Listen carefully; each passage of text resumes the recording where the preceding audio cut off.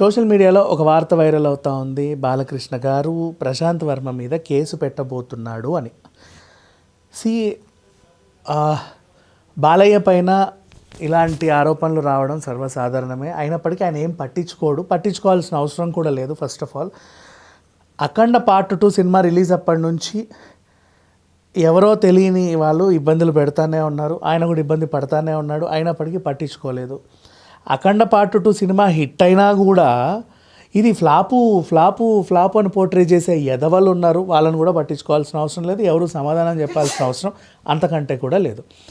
Now what happened, ఇప్పుడు viral అయ్యే వార్త ఏంటంటే ప్రశాంత్ వర్మ అనే ఒక డైరెక్టర్ అతి తక్కువ కాలంలో ఇండస్ట్రీకి వచ్చి పెద్ద పెద్ద హిట్లు చూపించాడు. అండ్ ఇంత పెట్టించిన ప్రొడ్యూసర్కి ఇంత లాభాలు చూపించాడు. ప్రేక్షకుడిని కూడా అంతే గొప్పగా అలరించాడు. అలాగే తను ఎంచుకున్న హీరోని కూడా ఆ సినిమాతో ఒక పెద్ద స్థాయికి చేర్చాడు.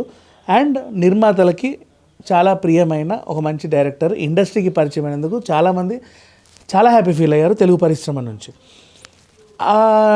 ఆ ప్రశాంత్ వర్మకి మరి బాలకృష్ణ గారికి సంబంధం ఏంటయ్యా అంటే, అన్స్టాపబుల్ సీజన్ ఎంత పెద్ద హిట్టో మనందరికీ తెలుసు. ఆ సీజన్కి ఈయన దర్శకత్వం వహిస్తే అక్కడ వీళ్ళకి మధ్య ఒక మంచి సాన్నిహిత్యం పెరిగింది. పైగా దానికి ప్రొడ్యూసర్స్గా బాలయ్య గారి అల్లుడు కూతురే ఉన్నారు కాబట్టి కొంచెం బంధం ఇంకాస్త పెరిగింది. ఇదే టైంలో ఒక తేజ సజ్జా హీరోని అంత గొప్పగా చేసావు, కళ్యాణ్ దాసరి హీరోని ఇంకో గొప్పగా చూపించబోతున్నావు, నెక్స్ట్ వస్తాడు. అలా తన కొడుకు బాధ్యతలు కూడా తనకు అప్పగించినట్టుగా ఒక న్యూస్. మేబీ మోక్షజ్ఞ తొలి సినిమా ప్రశాంత్ వర్మ నుంచి రావాలి అని. ఇకపోతే ప్రశాంత్ వర్మ గురించి మాట్లాడుకుంటే వీళ్ళంతా ఒక మంచి టీం అబ్బా. చెప్పాలి అంటే పేరు ప్రశాంత్ వర్మ సినిమాటిక్ యూనివర్స్ అని ఉన్న, ప్రశాంత్ వర్మ డైరెక్షన్ చేసిన వీళ్ళ టీం కథలనంతా ఒక మంచి వర్క్ చేస్తుంది. ఒక మంచి టీం ఉంది, వీళ్ళందరూ కలిసి పనిచేస్తారు. అట్లాంటి టైంలో ఒక వార్త ఎలా వైరల్ అవుతుందంటే, ప్రశాంత్ వర్మ ఈ సినిమాకి నేను డైరెక్షన్ చేయలేను, నా టీం నుంచి వేరే చేత చేయిస్తానని చెప్పినట్టు, అలాగే చేయిస్తున్నట్టు, లేదు చేస్తే నువ్వే చేయాలి లేకపోతే అసలు నేను ఊరుకోను అని బాలయ్య ఆయనకి వార్నింగ్ ఇచ్చినట్టు, అప్పటికే 25 కోట్లు అడ్వాన్స్ ఇచ్చినట్టు, ఆయన తీసుకొని బాలయ్య గారిని మోసం చేసినట్టు, నన్నే మోసం చేస్తావా నీ సంగతి చెప్తా, నీ మీద నేను పోలీస్ కేసు పెడతాను, బాలయ్య కేసు పెట్టపోతున్నట్టు ఒక న్యూస్ అయితే వైరల్ అవుతూ ఉంది. నెంబర్ 1, అంతవరకు తెచ్చుకునే డైరెక్టర్ అయితే ప్రశాంత్ వర్మ కాదు. నెంబర్ 2, అంతవరకు తీసుకెళ్ళే మనిషి అయితే బాలయ్య గారు కాదు. అండ్ ఈ వార్తలు ఎవరు రాస్తున్నారో తెలీదు. మోక్షజ్ఞ అంటే ప్రశాంత్ వర్మ వాళ్ళది టీం అబ్బా.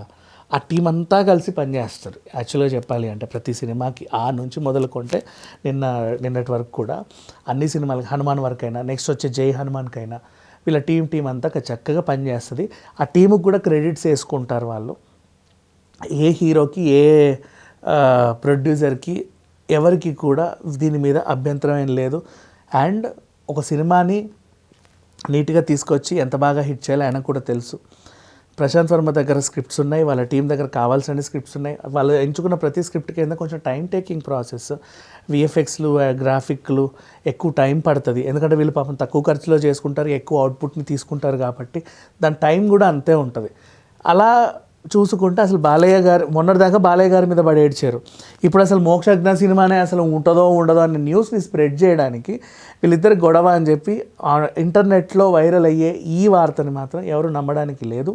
ఇన్ కేస్ ఏదైనా చిన్న పొరపచ్చాలు ఉన్నా కూడా వాళ్ళు ఛాంబర్లో తేల్చుకుంటారే తప్ప ఎవరు రచ్చకెక్కరు. 100% అది ఇండస్ట్రీ తరఫున. అండ్ ఇండస్ట్రీలో ఇప్పుడు మనకున్న పెద్ద దిక్కు అంటే మోహన్ బాబు గారు, బాలకృష్ణ గారు వీళ్ళే.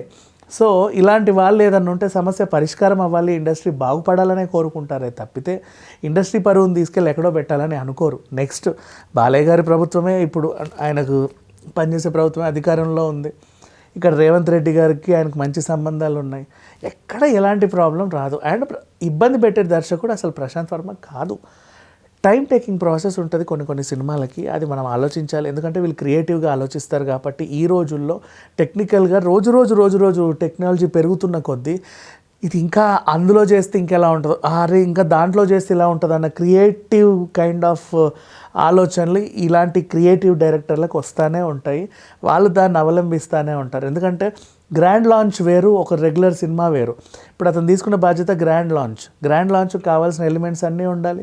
నందమూరి అభిమానులు మెప్పించాలి, నెక్స్ట్ తరం హీరోలకి ఈయన పోటీగా ఉండాలి, మార్కెట్ని పెంచుకోవాలి.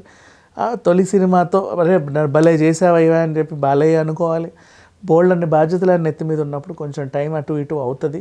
అండ్ దీంట్లో ఎలాంటి లైక్ గొడవలు అని ఎలా అయితే బయటికి పోర్ట్రే అవుతుందో అవి మాత్రం నమ్మాల్సిన అవసరం అయితే లేదు. Thank you so much.